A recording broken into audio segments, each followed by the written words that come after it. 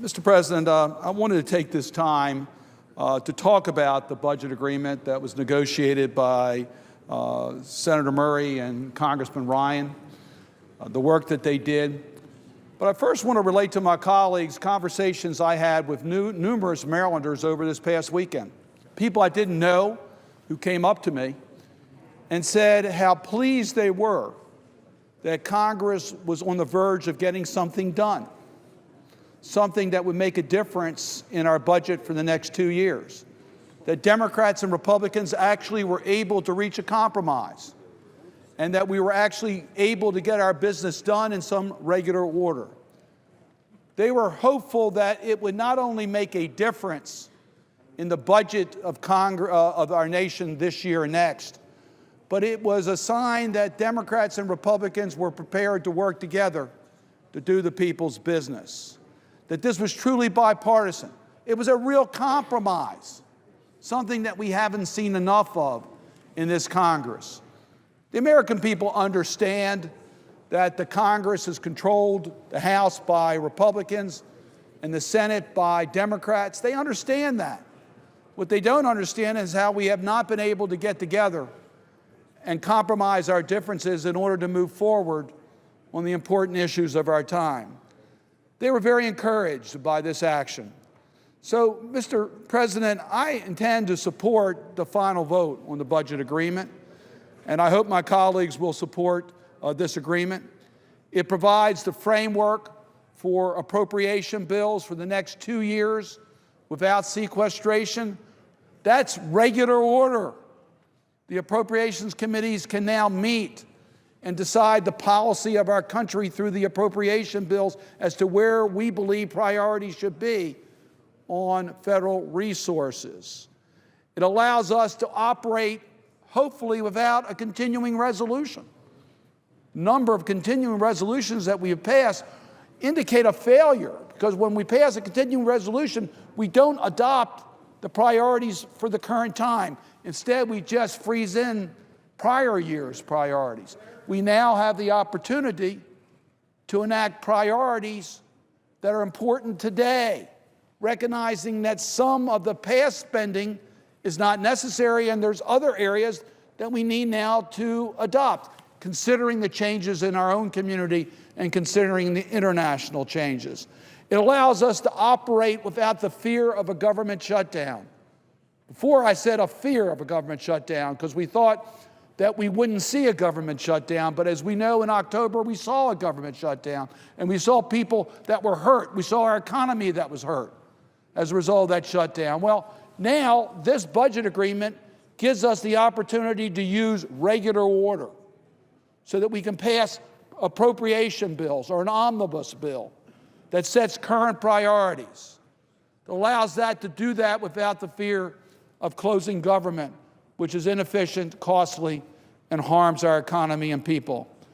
And the framework that was adopted in this budget agreement allows us to protect our nation's seniors, disabled children, and the disadvantaged.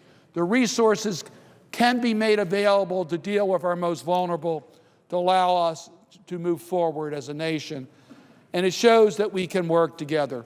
So, Mr. President, I strongly support this budget agreement, but I do so when I want to express my disappointments. And I'm sure every member of the Senate will have disappointments, but I am concerned about what is included in this budget agreement and what's not included. And I want to spend a few minutes talking about it. I am disappointed that this is a 2-year agreement, that it doesn't completely remove sequestration.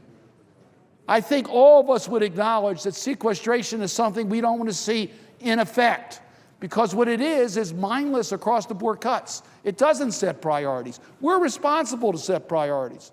If you ran into a problem with your own home budget and your family, you lost some income, you wouldn't cut every expenditure item identical. You would make decisions. You would make sure your family had a roof over them. You would make sure they had food on the table. Maybe you postpone a weekend trip. You don't treat every expenditure the same. Sequestration treats every expenditure the same. The good news in this budget agreement, the good news, We don't worry about that for the next 2 years. The bad news, it returns after 2 years. And I know that Senator Murray's worked very hard to get rid of sequestration. I know that she's going to continue to work on that as the chair of the Budget Committee. And as I said earlier, I applaud her greatly for being able to reach an agreement with the Republicans, particularly in the House. But I would hope that we could get rid of sequestration once and for all. And unfortunately, this budget agreement does not do it. Only 2 years. I would have liked to see a long-term budget agreement. And on that, I would like to see us enact a long-term budget agreement. We talk frequently about the fact that one of the most damaging parts to our inaction is uncertainty. When businesses have to make decisions and individuals have to make decisions, the uncertainty of our federal budget causes them harm, extra costs, anxiety. We need a long-term budget agreement, the so-called grand bargain.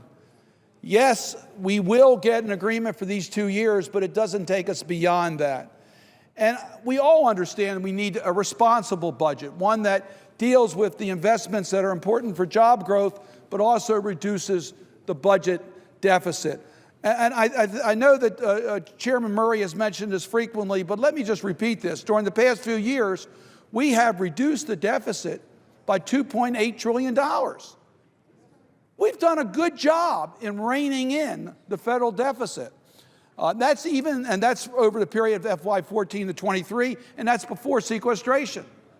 So when you go back to Simpson-Bowles and the amount of deficit reduction we were trying to get, we're about 3/4 of the way there in reducing the deficit. Yes, we got to do more.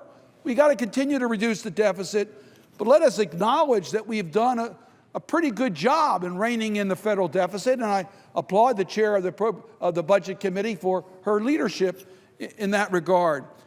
We also must allow for critical investment for job growth. You know, we're in a global economy today. We got to invest in modernization. We need new investments in energy in this country. We need transportation investments, not just in roads and bridges, but in the transit system. We need to invest in education. Education is the great equalizer in America. We're in a global competition. We know that we are behind in the STEM fields, the science, technology, engineering, and math. We passed legislation to try to catch up. We got to fund those initiatives. Federal government's got to be an active partner in education. And I could mention many agencies, but I always like to mention the National Institutes of Health, which happens to be headquartered in my state of Maryland.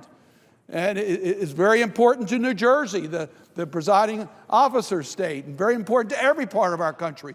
Why? Because they do the basic research, which is the building block for the type of technology growth which is critically important in America. We got the best trained people here in America. We need to invest in the basic research so that we can continue to lead the world. And yes, the budget for NIH has not been as strong as it needs to be. We got to invest more money in that. So the one reason, many reasons we need a long-term budget agreement, we need it for predictability, so we don't govern from one manufactured crisis to another manufactured crisis.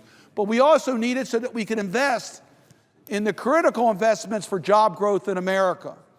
And that's another reason why I hope that we are able to build on this 2-year agreement for a longer-term budget agreement. We also need to protect the safety nets as we do that. We need a balance here. And those who are most vulnerable need to make sure that their government's on their side to help them, whether they're our seniors, whether people with disabilities, whether it's young people who need an opportunity to be able to take advantage of the opportunities in America. And we need to enhance our protection of our environment for future generations and an energy policy to make sense, not only for America's security and environment, but also for our economy.